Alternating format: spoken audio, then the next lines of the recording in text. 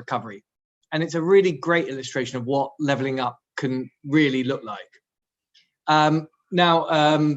People often, when thinking of life sciences, think of Silicon Valley. And it's worth reflecting on geography for a moment, because Silicon Valley is such an emphatic example of where geography has had such an important role to play in technological advancement. There's a terrific book by Tim Marshall called Prisoners of Geography. And his main thesis is that technology helps us overcome the distances between us in both mental and physical space, but it underrates and overlooks the land where we live, where we work, where we actually raise our children, and how important that is. We believe geography really, really does matter. In Silicon Valley, the confluence of great academic institutions, of human skills, of financial capital, and of commerce has really made things kick off there. And that's something that we have here in the UK, in our home for the life sciences. We already have a top 3 global hub, and we're the biggest recipient for investment in life sciences in Europe. But more than that, and the pandemic really proved this, Britain is big enough to be a world-leading economy, but we're small enough and nimble enough to be able to work in global partnerships. This past year, I've seen examples of that in the area of diagnostics, and we've seen it in therapeutics, and we've seen it in vaccines. It's a huge part of our comparative advantage and a strong basis for transforming the UK into a life sciences superpower.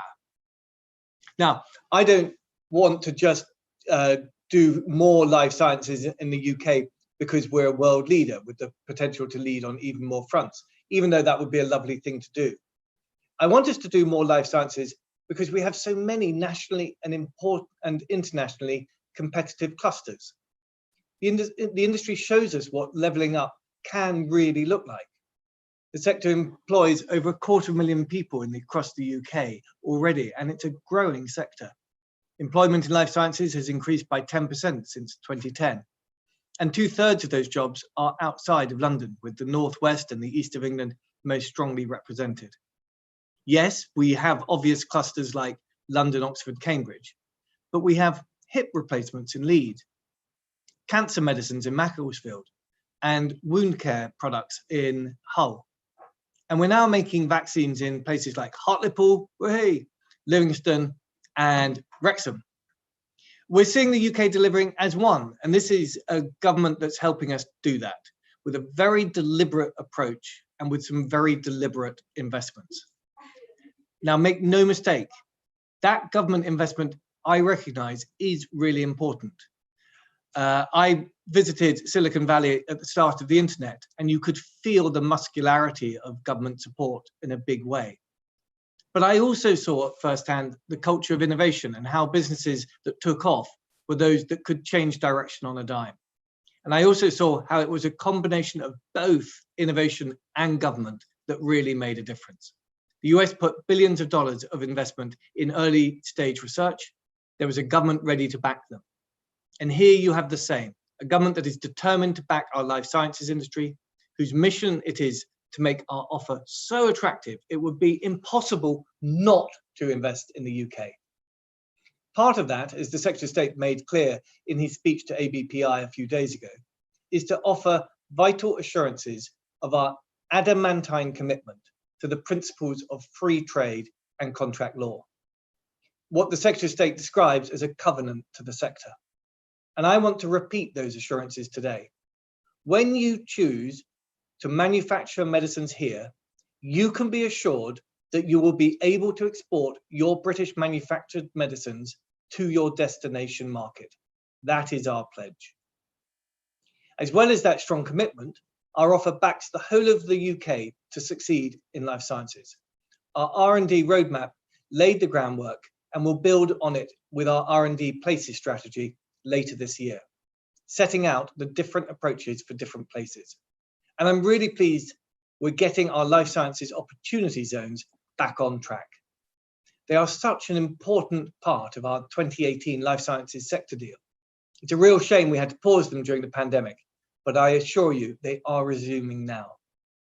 The LSOS designation can be critical in attracting investment, both domestic and international, increasing the visibility of life sciences parks and highlighting opportunities such as vacant lab space, land to build new facilities, and links with higher education institutions.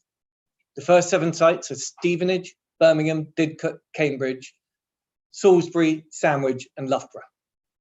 And each of them will benefit from the engagement of the full might of the UK government, from the Office of Life Sciences to the Department for International Trade. So let me conclude. This is a great reflection of just how we back the sector to succeed. Of course, the work is ongoing. Everything we do depends on what I would call the triple helix of government, industry, and academia working together. But there is still much more to do so that we can take forward the recovery and build back better. But given the tremendous achievements of the last year, I have no doubt about what our life sciences industry can achieve, helping us level up across the UK and to lead the world. Thank you very much. Thank you very much, Lord Bethell, and apologies there again. That's possibly the worst time to have a coughing fit, is right at the start of an event. But if I could just turn to Professor Louise Kenny, who is the Executive Pro-Vice Chancellor at University of Liverpool, for our next introduction. Thank you. So I think I don't need to remind anyone that the COVID-19 crisis has provided an absolutely devastating reminder of the essential nature of health and health security in particular to our economy, to our society, and to our very way of life. At this point, I think we are all now fully sighted on the fact that the pandemic has inflicted a staggering and almost unimaginable human cost. Aside from the 3.3 million people who have died, governments around the world have borrowed unimaginable, eye-watering amounts of money to mitigate the economic impact. And yet, despite this vast financial expenditure, jobs have still been lost, livelihoods have been destroyed, and the acute economic impact has been felt globally. Such a once-in-a-century event has been seismic, and it's had other really yet untold fundamental effects on other aspects of our life. It's certainly aggravated perhaps race, health, and social inequalities at a very fundamental level. And yet COVID-19 shouldn't have been a surprise. A global pandemic was not only predicted, but it has happened before. If we just think about the 20th century, there were 3 influenza pandemics, then we have SARS, Ebola, and Zika outbreaks, to name just a few. Simple math suggests that we're possibly only 4 to 5 years away from the next outbreak of pandemic potential. And whilst we might not know where it will start or how it will impact globally in either health, social, or economic domains, we do know that now is the time to start working to predict, prevent, and prepare for the next pandemic event. At the same time as increasing our future resilience in terms of response and recovery. And I think this is where we can find hope. For many of the reasons that Lord Bethell has just outlined, COVID-19 has reminded us that health makes a far greater contribution to the GDP of a country than is captured just in raw economic data. Healthcare provision and healthcare innovation directly contributes to the creation of thousands of jobs in both public and private sectors. It attracts billions of pounds of direct investment and is one of the main drivers of our very rich R&D heritage. So now, as we contemplate building back better, I'd like to illustrate how we can do this in a far more inclusive way, leveraging the unique assets of regions like Liverpool that before the pandemic were hidden in plain sight.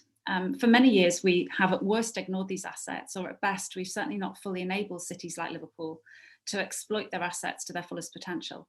And in so doing, we've perpetuated deep and often ingrained social and health inequalities. So at this point, as we lift our heads from the pandemic and look forward, I would argue that we've got a unique and possibly once in a generation opportunity to do things differently and invest in the health and life sciences sector in a way that makes the most of the treasure trove of talent, resource, and infrastructure that pre-pandemic struggled to be more than the sum of the individual parts. And I think this is where place-based learning and our cluster infrastructures can really come to the fore. In Liverpool, we have an enduring partnership as a university with our civic partners. Our university was founded by 19th century health pioneers in what was then England's largest port, and as such, our city was often the first point of entry for many infectious diseases, including smallpox, typhus, and cholera. And the absence of running water and sanitation, compounded by poor housing and high levels of poverty, promoted the spread of infection, but more importantly, perhaps now, it inspired our university's enduring commitment to advancing human knowledge in this field. And for 150 years, we've now been at the forefront of research into the etiology, pathology, epidemiology, and treatment of emerging infectious diseases, and latterly AMR, antimicrobial resistance, which present a potentially existential threat to global health and prosperity. Despite this legacy, Liverpool actually faced a far greater COVID-19 burden than most UK cities. We went into the pandemic with higher levels of disadvantage and poorer general health.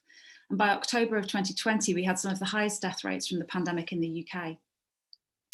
Responding to pressing needs for coordinating urgent public health responses in more data-driven ways, the university's plans for a city region civic data cooperative across NHS, local government, universities and businesses were accelerated. And we created the platform Combined Intelligence for Population Health Action, or CIFA. By October, CIFA enabled our city to offer a command centre to partner with government in piloting the world's first citywide voluntary rapid antigen testing scheme for people without COVID-19 symptoms. The university used CIFA to generate policy evidence in response to local, national and international demands on how best to use lateral flow devices within the COVID-19 response. We demystified contradictory science and policies around the value of lateral flow rapid antigen testing, and I've published an array of leading articles in journals such as The Lancet, the BMJ, The New Scientist and other media. But more importantly, this work has gone on to inform policy of governments around the world as we look to recovering from the pandemic.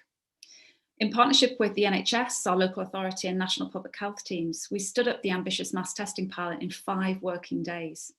And with low levels of infection, our city was then able to open its hospitality sector in December, saving thousands of jobs, which is really important in a city like Liverpool, which is fundamentally secured by the visitor economy, and whilst neighbouring cities were in high levels of restriction. To date, approximately 19,000 likely infectious people without COVID-19 symptoms have been identified, and this has undoubtedly prevented tens of thousands of onward transmissions of the virus. Colleagues will be aware that the city is now hosting another national pilot, the Events Research Programme, for reopening a sector of the economy and social fabric that has been hit hard. And policymakers from around the world are now looking to the scientific evidence and civic know-how to inform their own local responses. CIFA has become a potent legacy platform, and I think this illustrates perfectly the value of place-based research. As we move forward, Liverpool now really does very much want to offer our unique assets to the global infrastructure, the globally connected knowledge and assets that will be absolutely essential for meeting the potential threat of the next pandemic. We believe that we can offer an end-to-end single point of access to science and knowledge and know-how that spans the biological, behavioural, environmental and systems aspects, working to accelerate the global response, unify our intelligence and translate our research into positive global impacts. We believe that our institute will do this not only by undertaking world-leading research across 5 domains of prepare, predict, prevent, recover and respond, but crucially by working within established networks and clusters, translating our findings into practical applications, including everything from detection of the most likely next pathogen all the way through to developing and manufacturing the diagnostic kits that we can roll out should a future pandemic hit. We think that this way of working, this place-based research and this cluster approach will be a game changer in how the world responds to pandemics, but beyond that, a game changer in the way that the world actually conducts its life sciences and medical health research. We want to offer a comprehensive end-to-end institution, and we want to actually use it as a global hub of scientific excellence with societal impact. Together, we think that we are much, much greater than the sum of the individual parts. And we believe that COVID, and there are no silver linings to a pandemic that has been as devastating as COVID, but if it leaves us with one thing, it's the knowledge that we can absolutely build back better. By using our place-based assets and in clever, smart clusters, we believe that we can actually put together end-to-end research approaches that can be adopted, not just for pandemics, but for future challenges like AMR and the threat of global warming. We can draw upon national and global partnerships and a vast range of assets already in operation in cities like Liverpool across the North, the Midlands and the South. The geographical infrastructure for the development of further assets and capability is there, and with minimum investment, it can be scaled up to be something that is truly remarkable. And so cities like Liverpool are primed, we're poised, and we're ready to further develop and level up across the country. Thank you. Will, you're on mute. There we go. You would have thought that after a year of that, I would have really gotten the hang of Zoom calls, but apparently not. Thanks very much, Louise. I think that's actually the point about subnational structures and what we can do at a more regional level is quite an important part of this discussion today. I should have said at the beginning that if anybody has a question that they'd like to discuss during the Q&A, then please do put it in, and I'll use them to formulate the discussion after the introductory remarks. Neelam, could I come to you next? Thank you, Will, and thank you for inviting me to be part of this really important discussion. I'd like to start actually by sharing a couple of reflections from my 20+ years of working for a global pharmaceutical organisation, which really helped to illustrate some of my thinking about clusters as the Chief Exec of MedCity, which is a cluster set up to boost innovation and inward investment within London, the Greater South East and beyond. So the first reflection, when leading the delivery of the company's UK clinical research portfolio, it was all too easy to become focused on performance of trials within the UK and having a blind spot on how the UK as a whole was performing against the rest of the globe. It was only when we focused on building our strengths within the UK that we started to be competitive globally. And second reflection, when we embarked on developing a new research strategy, some of the things that we would need to do was to leverage a network of scientific and clinical expertise, as Louise just described, assess the market, access investment, and find research collaborators. This is the work of a cluster. It is to connect the ecosystem to accelerate innovation development so that diagnostics and therapies reach patients faster and to grow the economy. Sadly, when I was in industry, clusters were not in existence. Had there been, we certainly would have been able to innovate faster. So just reflecting back on clusters then, successful clusters are difficult and expensive to manufacture through public policy and funding alone. Other countries have established successful R&D clusters, for example, in China and Singapore, have done so because of the significant government investment that have been accessed to create these from scratch. Life science clusters are born through proximity of clinical and academic expertise, access to the right infrastructure and finance, and vehicles such as MedCity and NHSA support regional navigation and building of networks to create inward investment and collaborations. MedCity and the NHSA are exemplars of clusters within the UK that have been in existence since 2014. And I believe that the most effective way of building clusters of excellence and innovation is to invest in connecting those that are already in existence and leveraging their best practice to diffuse nationally. So to give you an example, MedCity can and has leveraged the ability to attract investment within London and the Greater South East to develop our angel investment programme, which in 5 years has enabled over 80 SMEs to raise over £30 million with £6.5 million raised through our investment network. And we know that a market failure for SMEs is to access early seed investment. So this has been pivotal. And we've collaborated with Innovate UK and Life Science Hub Wales to diffuse investment interest through to other regions, supporting companies like Gelogen and New Vision to raise investment to be the future unicorns that we all want to see. Last year, MedCity brought together a testing alliance of London universities that were able to pivot infrastructure and resources to provide over 20,000 PCR tests a day to support Pillar 2 testing at the peak of the pandemic. This was done through establishing a network and sharing of best practice, and this extended beyond London to other universities.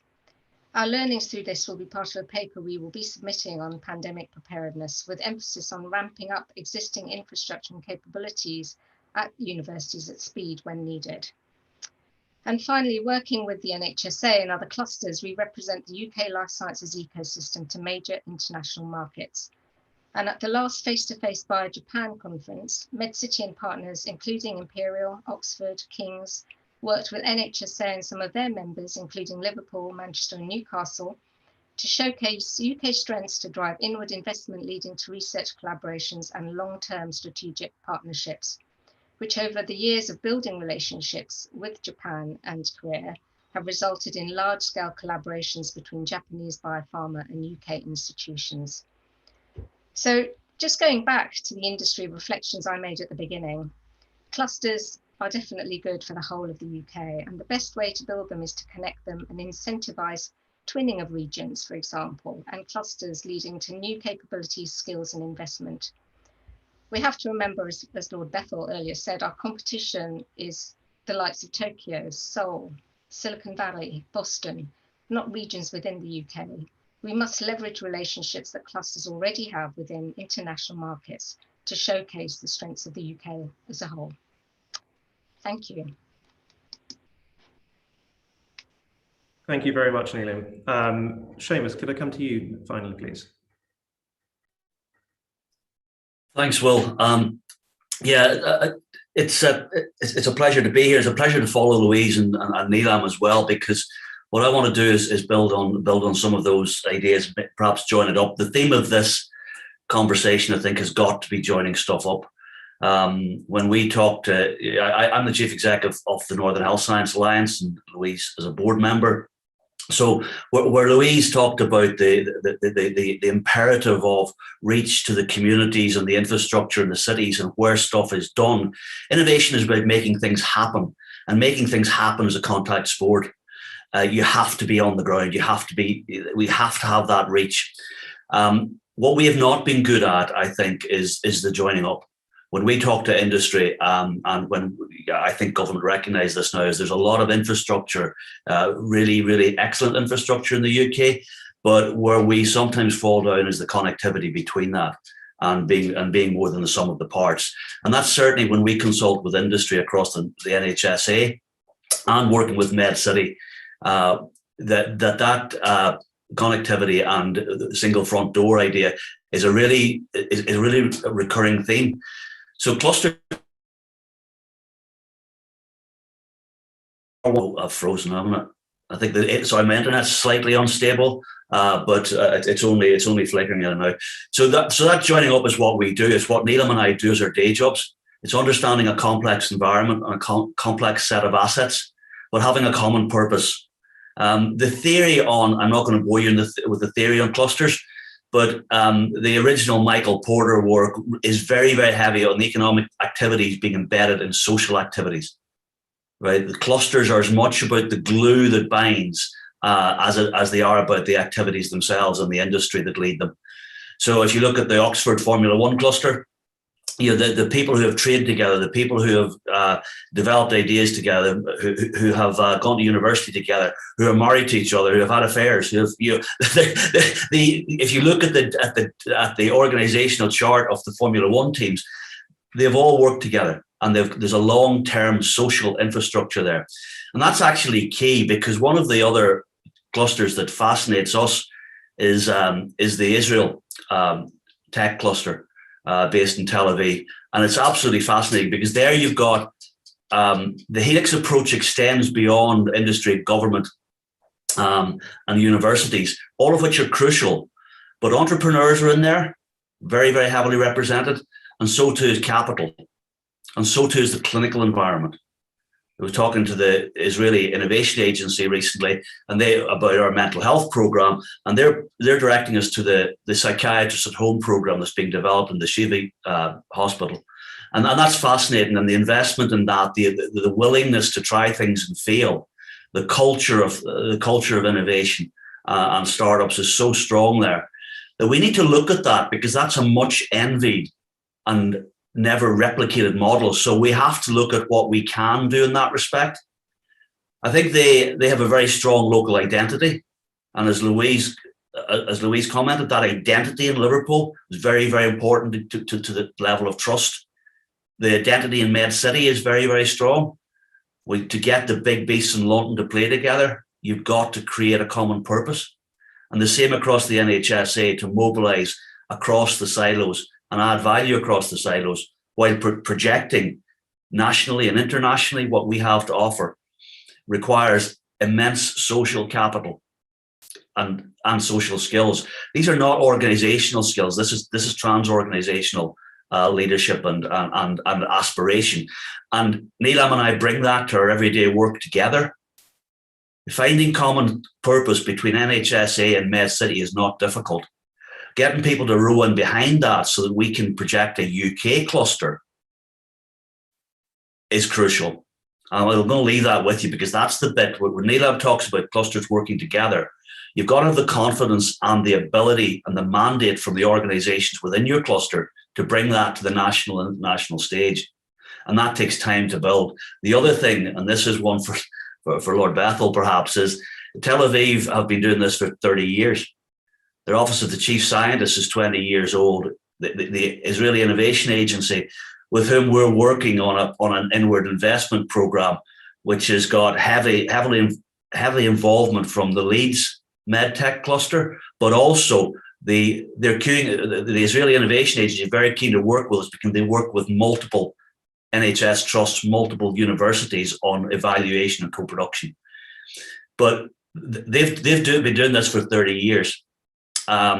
It's difficult to imagine, that their biggest bilateral program with the US started in 1977. One of the things they do really well is make a few bets and stick with them and make it work. In the north of England, that's called the Ferguson effect. In London, I believe it's the Wenger effect. Stability is good. Stability and backing people who know what they're doing and sticking with it. That long-term commitment is really, really important. It's the same in Taiwan. They started in the 80s. The Austin cluster in Texas was non-existent 30 years ago. But that commitment, so I welcome Lord Bethel's commitment to the life sciences and the reassertion of that.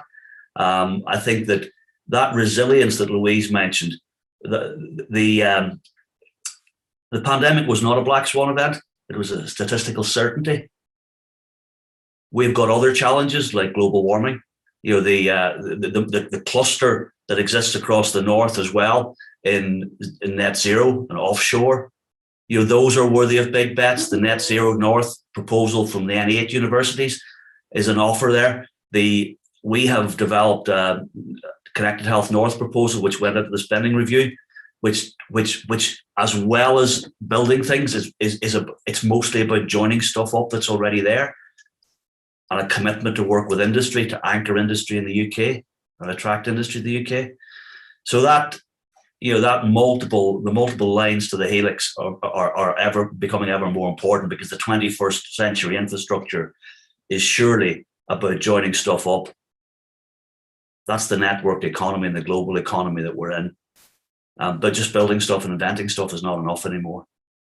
But I think I absolutely agree with Neelam, and I relish working with MedCity because we learn so much from each other, and we can together project the majority of UK life sciences overseas between the NHSA and MedCity.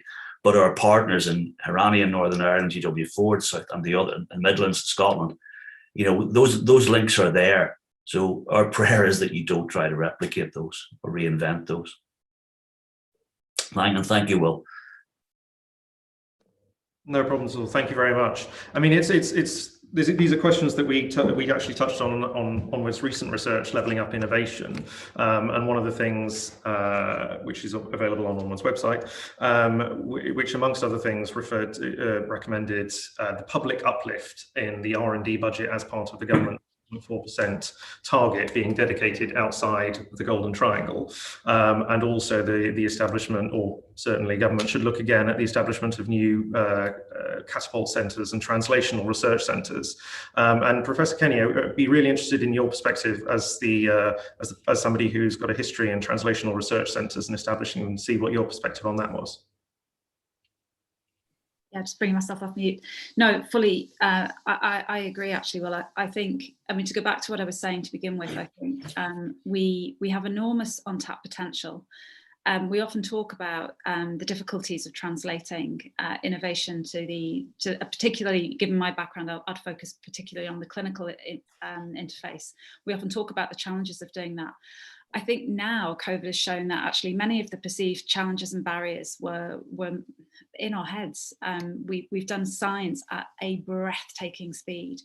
And I think across the health and life sciences sector, there's now anxiety that we must capture the lessons that we've learned over the last year as to how to actually take that translation forward at that speed and not go back to the way that we did business pre-pandemic.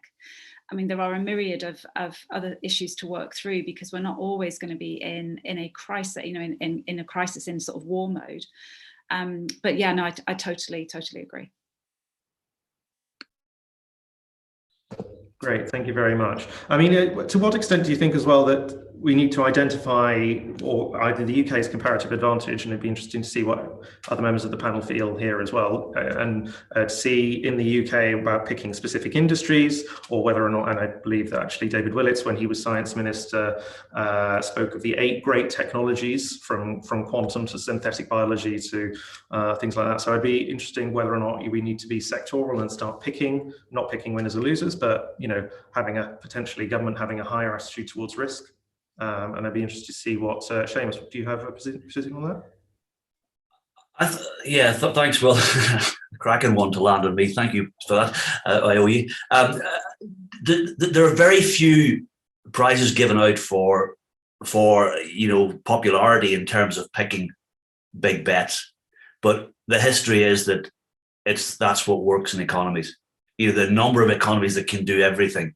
We have a track record of smearing stuff across far too many areas. I think we should pick smart. There's been enough navel gazing on this. I think there's been acres of print. I think that we should be picking things which build resilience and build social capital. I think bets that are for the future and net zero, for life science, it does more than just the economic growth, important though that is. That's not an argument specific for levelling up, but it's the value beyond the GDP. I think that's starting to come in, and I really welcome that. I think the building new centres is to go back to the catapult thing. Yeah, sure, but these should all come with a requirement that those centres are joining existing stuff up. Yeah.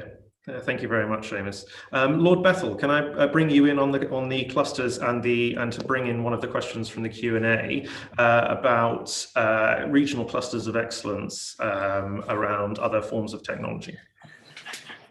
Well, the thing that we really found during the pandemic is that the support we got from all around the country was absolutely remarkable. So if you look at the Lighthouse Labs, that is a little metaphor for how the geographic spread of that system played out. So we had Lighthouse Labs from Glasgow, Cheshire, Milton Keynes, Leamington Spa, all over the country, drawing on existing expertise.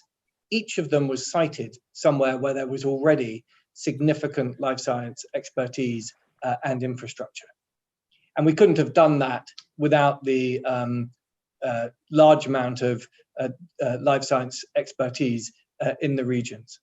And each one of them developed expertise in a particular area, whether that was genomic sequencing or in automation.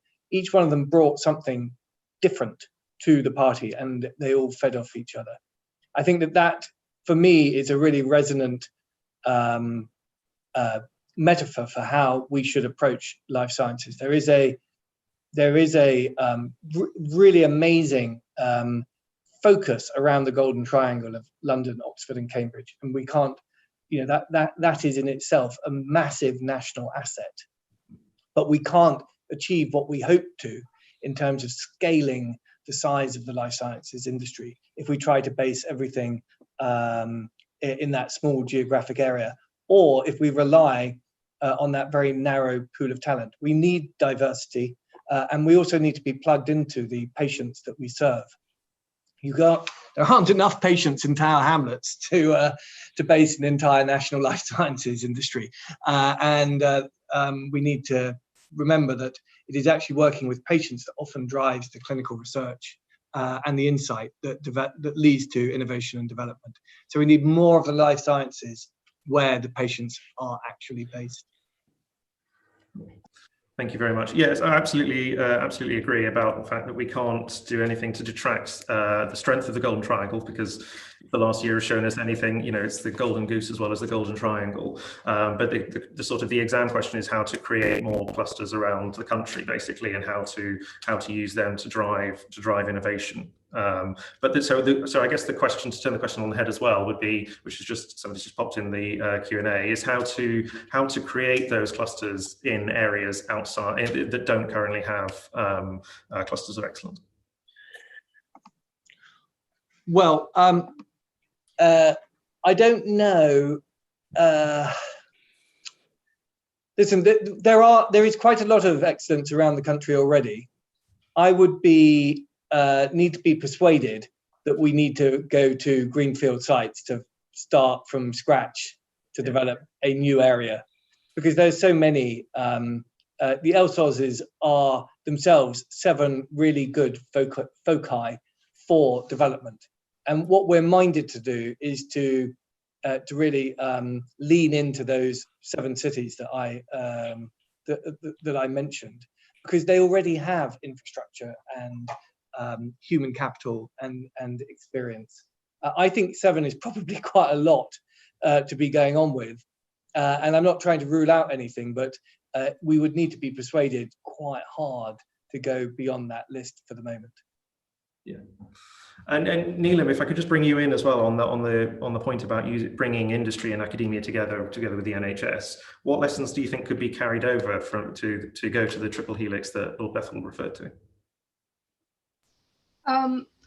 Well, before I talk about that one, Will, I just wanted to just touch on your previous question that Lord Bethell also answered. So I think we can take cluster development in varying levels, actually. So one is a micro level, and just growing regions in terms of doing more research, I think, is a really good start. So for example, there are many district general hospitals, for example, that have a role to play in conducting more trials. This is a way to start to get industry engagement in terms of clinical trials, and it starts to boost some of that cross collaboration, which then touches on your conversation or your question just now. You know, in terms of some of the lessons learned, well, I mean, what can I say? I mean, I have to go back to the fact that having a cluster organisations like mine and Seamus helps to provide a neutral ground to convene these players to promote good collaboration, particularly where there is sensitivity around you know, certain programs. And this is a value that we bring through our connectivity and networks into industry, NHS and academia. And by having us do that convening, it makes it much more straightforward for industry to have a view on what is happening at the ecosystem as a whole. So that is a really important lesson to learn from me, is understanding where the priorities are that a region needs to bring forward, and then to enable organizations like you know, ours, cluster organizations, to bring these you know, various sectors together to start that innovation process faster. Could I just add to that, Will? I think that clusters actually are going to be a critical way to ensure that the investment that will flow following the pandemic is actually wisely spent. I think the challenges that we face going forward, and some of the Q&As have mentioned, you know, non-infectious diseases challenges, particularly non-communicable diseases, that they are of an enormous potential to threaten, you know, again, our social fabric, our way of life, our economy. And wise investment will actually pay dividends, but what won't work is if it's done in an uncoordinated way, where we build in friction and duplication. within the NHSA, we're able to actually look at what assets we bring to the table collectively, and to figure out that actually, with the mantra that a rising tide lifts all boats, there will be some games that we don't all play in, but that's absolutely fine, because there'll be another along shortly in which, you know, our assets, our skill sets, and our university or our hospital will actually predominate. But that's not always going to be the case for every round of investment or every initiative. Clusters enable that coordination, and they enable any inward investment to be used really wisely to decrease friction and decrease duplication. I think the real challenge now is how we do that nationally, because I think we're quite good at doing it regionally. I think we're starting to nail that within the regions, but connecting those clusters and doing that nationally is essential so that we don't waste one single penny of the investment that will come in following the pandemic. Yeah. Sorry, Seamus, could I ask you to come in on that point as well, please? Just to... Yeah, please. Well, I think this is the nub of the discussion. It really is crucial that we accept that there is a need for that glue. There's a need for that safe space in regions, so that you can both be cognizant of national priorities, be cognizant of what's excellent and what's not, and have those discussions locally before you start trying to build on that. And I think that is where we need to go here. Now, Neelam and I have the scars for that, and others around the region have the scars for that. But it's a fantastically interesting space to work in. But it's difficult. But it's also, you can't do it with a telephone directory. You can't publish, here are the people industry need to talk to. That's just not possible. The environment moves too fast. There are too many layers to it. And that's, but the institutions with which we work are absolutely in tune with government priorities here. This is about growth. It's about development. It's about innovation. It's about the UK reputation. The organizations we work with do get that. Absolutely, to the core. And they understand that building that international reputation post-COVID, post-Brexit, and our position in the world, we have to act as a UK cluster. There's no point MedCity and NHSA fighting over scraps. We've got to make this cake bigger, and that's the only way to do that is joining up. The only point of contention is, I think an awful lot of those LSAWs are in the south. I'm just wondering, what is there? Is that a balance that you'd be? They were a bit small in terms of the scope, in terms of the connectivity, and they were a bit, they're a bit southern focused. That's not a conversation for today, I think, but just to point that out, that if that's something that has been discussed in the past, it may need to be. And they're English is the other thing. Do Scotland, Northern Ireland, Wales get, are we going to align that? I know that's the theme du jour. That's really helpful. Thank you very much. I mean, one of the other questions is how to involve the next generation of leaders in terms of startups and the businesses that will come up with the innovative solutions and innovative products, and how they can be more tied into clusters as they stand, which I think has just come up in one of the questions in the Q&A. So, Lord Bethell, I wonder if I could come to you on that point, please. Well, I was going to just address Seamus's point. Listen, the geographic spread responds to what the opportunities are. What we have tried to do with the LSAWs is to understand where there is the greatest potential in terms of the existing life sciences park, and where there is vacant lab space and planning permission. And that's why the consultation that we did turned up the names that it got. But I take your point on the geographic spread, and maybe that's something that we can look at over time. And in terms of life sciences strategy, Wales and Scotland have their own. I would love it all to be joined up, but that's not in my gift currently, I'm afraid. But it's a fantastic model for how to take this forward. The only thing that I can't oblige any company to make investment decisions on their own, and whilst we have a good tax system here, we can't bribe them into doing things that are against their economic interest. What we can do is to create the environment for people to make the best decisions they can. And that's what, as Life Sciences Minister, I'm seeking to try to do. Thank you very much. Professor Kenny, could I bring your perspective from academia into the entrepreneurship question, please, and how to involve startups in scaling up research on a commercial basis? Yeah, sure, absolutely. And I saw, related to that, a question in the chat about the sort of anti-industry stance of the university sector.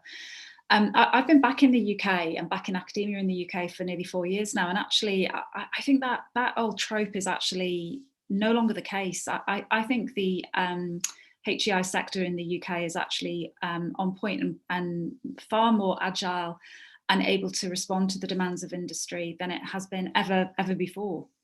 I'm not saying there's no work to be done, but I think lots has been done. And actually we integrate, interface with and support industry, both at the large multinational level all the way through to our own campus-based spin-outs in a way that perhaps may not be fully realised. I know that the sector as a whole is looking at this in the round at the moment, though, because we are obviously the main source of human capital that goes into life sciences, private sector, into industry. And yet, arguably, we train our undergrads for a different career. Very few of our undergrads stay in academia, but when they're within the university sector, that's pretty much all they see. And so we are beginning to think about how we can prepare our talent, the human capital, for careers in a variety of industries, some of which right now don't even exist. It's very difficult to sort of see around corners and predict what industries will exist in 4 or 5 years' time. But we're trying to educate a workforce for technology that is being invented literally on the hoof. And I wouldn't underestimate how challenging that is. How as a large sector, things turn slowly. But an enormous quantity of time and energy is going into this at the moment. We are in Liverpool, for example, and in fact across the N8, another great example of a cluster, looking at how we can train our life sciences grads for careers in industry, beyond the traditional sort of sandwich year out, looking at it from the very earliest stages of their degree. And so, I think lots done, more to do, but certainly it's something that as a sector we're very conscious of. Thank you very much. Neelam, could I bring you in as well on that point, please? Yeah, I just want to agree completely with what Louise has just said. I think that there is a real interest and a willingness for NHS and academia to work, collaborate with SMEs because of the value it brings to both. What I wanted to reflect on was just a conversation I had with a biotech entrepreneur, probably the year before last, actually, and he was a UK entrepreneur that had gone to Boston to set up, which is not really what we want to see. But my question to him was, what did he feel Boston had that we didn't? And he reflected back on a story that he shared with me, was that he was an entrepreneur. He could, after a series of events in the evening, perhaps get into a lift to go back to his apartment, rub shoulders with a clinician to talk about his idea and his concept, and got some really interesting feedback. And I think what that meant was that what he wanted in a UK environment was the ability to network and to rub shoulders with clinicians and academics in real time, to have a sort of sense of community, if you like. And I thought that was a really interesting thing that he said. And this is certainly what we hope to develop in the previous discussions we've had about convening sectors and bringing players together. I think the challenge and the interesting idea is, how can we do that within regions? How can we support SMEs that want collaborative and need collaborative relationships because of the different excellence and expertise that exists in regions? How can we support them to seamlessly work across regions through clusters potentially? Thank you very much. And just moving on slightly, going back to the questions, the remarks by Lord Bethell about the 7 areas. The question I would put back to the panel as well is, how can we use wider policy instruments like procurement or transport, which has just come through from the Q&A, to create clusters? So, for example, can we use procurement policy to be more receptive to innovative solutions, or can we use planning and housing or transport policy to boost the creation and establishment of clusters in new areas? And Seamus, could I just come to you on that question, please, if that's all right? Yeah, I think that creating clusters is difficult. I think come back to picking up on something Lord Bethell said. I think you don't create clusters. I think you develop them. I think there has to be something there. There has to be a sort of a foundation. But the really big clusters are fairly spectacular. You're talking, you know, it's airports, it's rail, it's, you know, it's motorways, it's ports, it's, you know, but it's also intellectual infrastructure and you know, and human capital. I think we do need, you know, to be clear about where the developing areas are, and I think our universities and if necessary, one of the, you know, in terms of training people, one of the things in the life sciences is the role of the NHS in training people is vastly underrated. You know, the number of physiotherapists, dietitians, nurses, doctors who spend part of their career in the NHS and then bolster industries, you know, and move into industry. Yeah, that's to be celebrated. Yeah, okay, we've got a staffing problem in the NHS, but it's not to be solved by neutering the economy in terms of the expertise that these people bring and the career aspirations that they have. So I think that you know, I would concentrate on the 20. You know, yes, the physical infrastructure is really important. The bits that we can address, you know, as a cluster, is the availability of talent in particular. And I think the universities and the NHS role really is underestimated in terms of providing the human capital for the life sciences sector. And I think that, you know, that is something that, you know, if there's to be a new apprenticeship or whatever, that project, you know, people in all walks of professional life, the NHS does it all. I think that's something that we could actually work up and that a lot of the trusts would be keen to do. But yeah, so that's what I would concentrate on through the clusters, is the soft stuff. Will, could I just come in on the back of that, because I think it is relevant? There was a question in the chat about the integrated care systems and whether there was an opportunity to better embed clusters and research and innovation within the forthcoming ICSs, which would certainly speak to levelling up and include areas of the country that previously hadn't really partaken in research. I think this is a really important point for reasons that I'm not entirely clear now. I read the MOUs, the published MOUs, underpinning the, I think, 30-odd integrated care systems spanning from all the way in Cumbria all the way down to the Scilliars, and only 7 of them mentioned research, and in each of those cases it was very tangential. Now, I don't think for 1 minute that's because those integrated care partnerships or integrated care systems don't actually have research, care for research, want to foster research, but it certainly wasn't in the MOU. And I do think that we have a unique very time-sensitive opportunity to actually make this a core business for the integrated care systems as they birth, rather than nice to have. And if we can't do it now on the foot of COVID, then I'm not certain we'd ever get another opportunity like this. So I think that was an excellent point from someone in the audience, and something that we should really think about quite carefully. Excellent, thank you very much, Louise. Lord Bethell, could I just bring you in on that point as well, please, just on the use of integrated care service, and also what more policy instruments to achieve the sort of the levelling up point within clusters? Yeah, well, I wish I had greater reach into the planning departments, because often creating clusters is, you know, the greatest limitation is planning permission. And I wish I had greater reach into DFT. I went up to see AstraZeneca in Cambridge, And when I said, what do you really need? I was expecting, grants or new labs. Like, we really need the train station to be opened. That would be by far the most important thing. And they talked for like hours about the train station. Not quite why I went up there, but I did write a note to Grant to see what I could do. So these practical matters are absolutely critical. And there are, if you talk to the life science investment property management community, there is a whole wealth of great ideas for how we can improve the physical fabric of these clusters to attract more investment. In terms of the NHS, I would love the NHS to do more research. I mean, I really would. I would love it to spend more money on research. I'd love it to encourage its clinicians to have more time to be able to do clinical trials and to be involved in research straight on.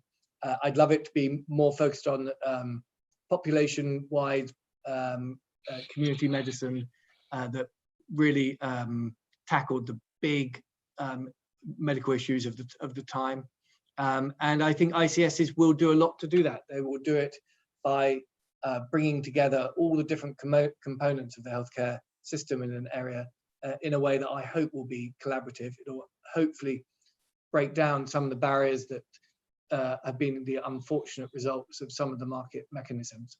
And it will mean that this spirit of collaboration that has been so apparent in the pandemic can be fostered in a way that is beneficial for research and clinical trials in the round.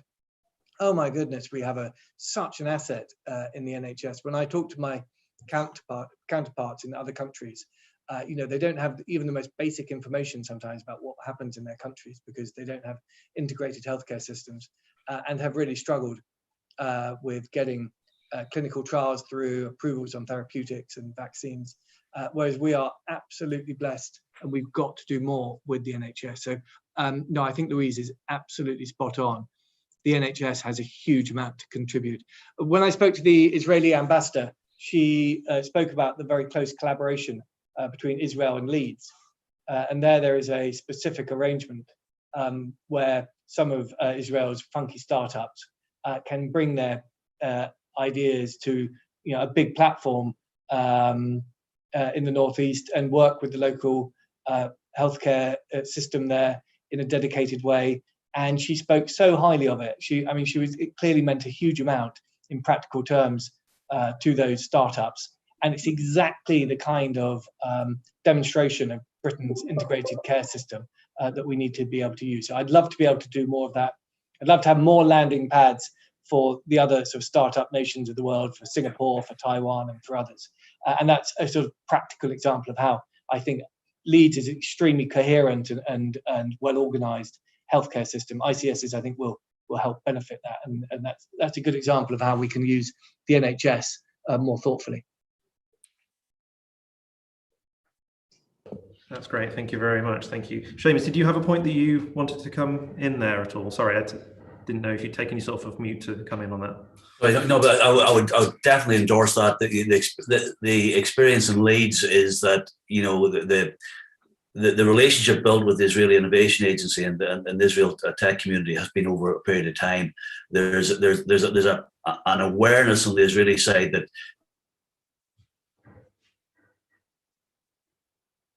questions is one of the other questions in the chat is about a single front door, and a single front doors to a population of 60 million don't really work. It becomes too controlled, too contrived, and too bureaucratic. But what you have to have is you have to have an infrastructure at a suitable level to be able to place relationships and build relationships with the same people over long enough time, so that the Israeli tech community think UK for long-term co-development, long-term development, access to data, patients, and so forth, at a scale that goes, and my colleague Ben Martin has done this, that we've triaged 90 Israeli companies, through tech interest in 6 or 7 big NHS trusts. So instead of one city, you're looking at a population of 16 million. Our next job in creating these networks of people, and I know Neelam's done the same on the diagnostics across London, is to use those networks we've created in COVID to be there for the Israeli communities when they come in to say, can we have a quick answer on this? Can we have that lift conversation with somebody who knows the NHS, knows what patients need, and knows, is there any point investing in this? So de-risking for companies. That's the interest, that's the community we need to create here. And it's all about connecting people. One of the things that I think policy does an awful lot of things very, very well, but the human stuff, it doesn't. It's hard to translate that into. But there is a fantastic example of having a place-based approach to connecting people and infrastructure. It's the NIHR Clinical Research Network. And it's been established there. It's place-based, but it has reach and it has credibility and it's stackable nationally and internationally. And that was done by creating metrics at trust level so that you can hold the feet to the fire at trust board level about what you've done. But it takes the clinical networks and that soft intelligence and mobilizes it on the basis of to create something that's visible globally. That's the trick here. That's what clusters do. They're stackable.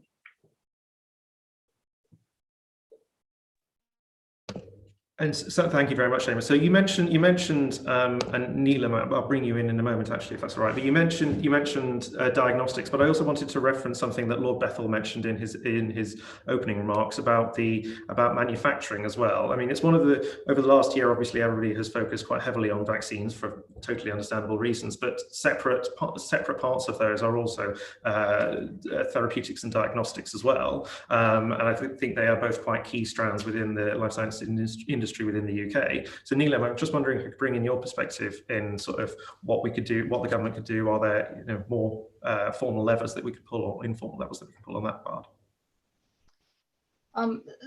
So I think one of the biggest things that we can do is give some transparency around the strengths and the capabilities that there are both within existing clusters, but also in areas where there is excellence, but perhaps we don't have that visibility. And I think that's a really important thing to draw in inward investment and drive companies into those areas of excellence, but also, excuse me, allowing existing established clusters to build those bridges. So I talked a little bit about twinning, for example, or establishing links, and that's quite hard to do if there isn't some visibility on where some of those capabilities are.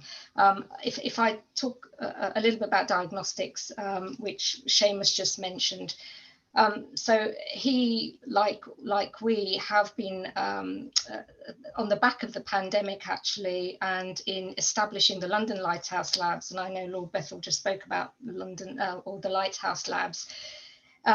In that process, we started to see where some of the capabilities were in terms of diagnostics, in terms of skills, resources, and the ability to actually pivot some of that. We also started to see where there was industry interest in partnering, and then we started to see where the demand was and where we can use some of that insight to see how we can develop additional infrastructure to meet that demand.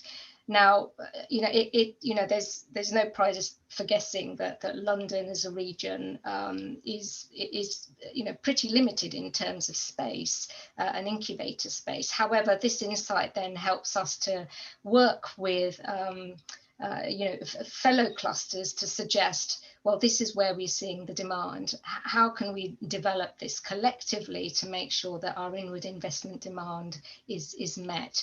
And that could be manufacturing, it could be other capabilities for therapeutics or diagnostics. So it stems, I think, from, at least from where I'm standing, a regional view on where the demand is and what the development and excellence is, but then drawing on that visibility elsewhere to start making those connections. And that could be across sectors, it could be across capabilities.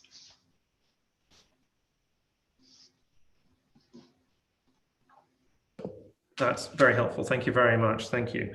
And just, sorry, one question that's just come in from into the Q&A is, and might come to you on this, Lord Bethell, if that's all right. If you got your wish and you managed to did have a broader reach into CLG or DFT, how would we run departments differently?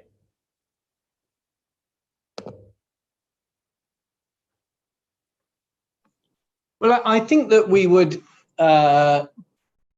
do a bit more of what we are already doing.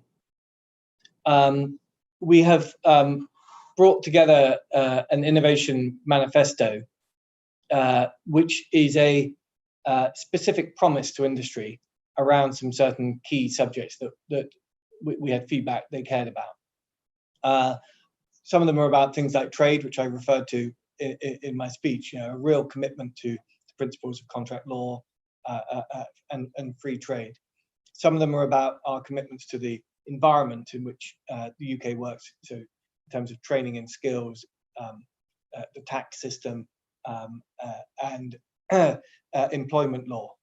But some of them are about backing the really innovative technologies like genomics, like AI, like big data, with the infrastructure of the UK healthcare system. And that is largely the NHS, but it's also social care and public health. And that means commitment to clinical trials and expanding both the number and sophistication of our clinical trials. It means getting really behind sorting out the digitization of our healthcare records. And it means also increasing collaboration across the healthcare system so that there can be more sophistication in the way in which companies engage with our healthcare system. So that is the kind of holistic promise that we're trying to make to companies. I can't deliver on each and every one of those pieces. I have to work in collaboration with the Treasury and with other departments to do it. What we've sought to try and do is to create a really clear pitch to the global investors that we are promising to deliver against. I'm not saying that each and every component of it is there at the moment, but it's to try and explain how the government in the round, led from the top, is going to try and change the environment for companies in the UK. And we're attracting them particularly around certain locations where we think that there are particularly attractive components of that pitch. That's very good. Thank you very much, Lord Bethell. I'm obviously mindful of everybody's time, so I'll just do a quick short summary of the points covered today, and then I'll come to each panelist for a section of concluding remarks, if that's all right. I think... Will, I'm afraid to say I am going to have to drop off. I have something else I have to do now. But would you mind regarding what I just said as my concluding pitch? Yes, of course. No problem. Can I just say, I found this a really helpful session. It's really good challenge. It's absolutely critically important we get this one right, and some very, very powerful points have been raised, so I do take them on board. And Will, thank you to you and your team for bringing it all together. No problem at all. Thank you very much for your time. Thank you. Take care. Bye-bye. Okay. Sorry. So I was just going to say that I think I think today's session has shown that if levelling up is the objective, then clusters and the development of clusters, as Seamus said, is potentially one of the key parts about how we're going to get there. And I think we've seen some, whether it's landing pads or one-stop shops and concierge services or twinning, as Neelam mentioned, then I think we've seen some interesting proposals and good challenges for the Minister about how exactly we can get there.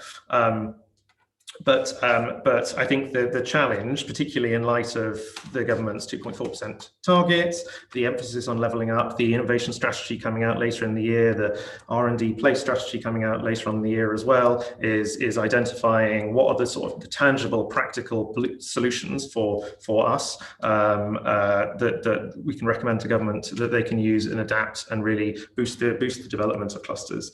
And that's certainly something we'll be doing here onwards in slightly more detail. But Seamus, if I could just come to you for some brief remarks, please, if that's all right. Yeah, just very briefly, I want to take this to a slightly different level now, because I think that the building of clusters, and the development of the life sciences sector, it's a means to an end, whether that's an economic end or therapies for the public and patients. But I think there's a much bigger question and how the UK positions itself over the next 10 years. The world desperately needs evidence-based medicine to be credible, to be confident, to be to the forefront. I think the UK has had a good pandemic in terms of the vaccines. It's had a very poor pandemic in terms of managing it. Brexit is the globally trusted brand for development and for evidence. I think with the NHS, with NICE, with MHRA, and with the connectivity across our just the Goldilocks-sized environment of 60 million people, we can do that. But if we harness that trust and the high evidence base and become the go-to society for testing, evaluation, and asserting the value of evidence, because we have seen a really worrying slippage in how people are willing to take evidence on board and how people are able to take evidence on board. Now, I think that's a really big question. The UK is well positioned to be the go-to nation for years to come. Thank you very much. Very valid points from Seamus. Professor Kenny, could I come to you next, please? Yeah, I think I would just like to reiterate the fact that I firmly believe that we are at a crucial moment in time as we sort of look forward to recovering from the pandemic, and we return to the issues that were prevalent and harming our society, the health and wealth and fabric of our society pre-pandemic, non-communicable diseases being one that's come up in the Q&A. We have a unique and I think really possibly once in a generation opportunity, not just to build back better, but to build back differently, and invest in the health and life sciences sector in a way that makes the most of those regional assets, the treasure trove of talent, resource, infrastructure that pre-pandemic struggled it to be more than the sum of those individual parts. A cluster-based approach where the clusters actually have that bottom-up knowledge of what works on the ground, what assets are there, how they can be best used, how we can do it without duplication or repetition, and decreasing friction in the system is absolutely the way to do it. And a failure to do that, I think, is an opportunity cost. I mean, if we do take the example of the smart testing program, I would argue and say that that could possibly not have been done anywhere else but Liverpool at that moment in time, because of the unique constellation of human talent plus also infrastructure on the ground and an intimate knowledge of our city and our community and how they would respond to that kind of initiative, locally owned and locally delivered. And yet that's become a national pilot that is now informing policy around the world. And a tiny, relatively speaking, a tiny amount of really smart investment in clusters like that will enable us to be far more resilient and better prepared for what challenge comes next, whether it be a pandemic or whatever. We know now that our science is crucial. Science will see us through, but only if we use it to the best of our ability. So I think it's an opportunity, a massive opportunity, and we've every reason to be optimistic.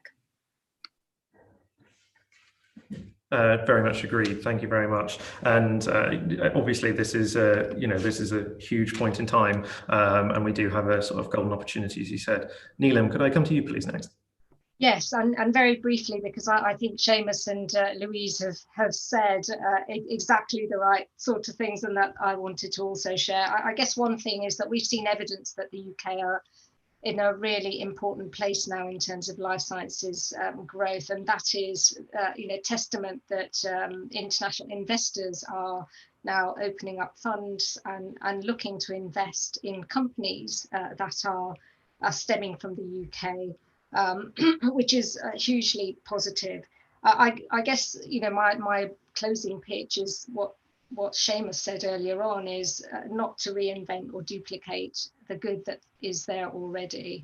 And I think what we have in clusters are organisations that are nimble and agile and able to respond when needed with impact. And I mean, we've seen that 100-fold in the pandemic, and we've seen the impact that's resulted from that. And Louise very nicely articulated what Liverpool has done, and it's been the same in other regions as well. So, you know, a fantastic conversation, and you know, really pleased to have been part of it and hear what I believe strongly in what Seamus, Lord Bethel and Louise has already articulated.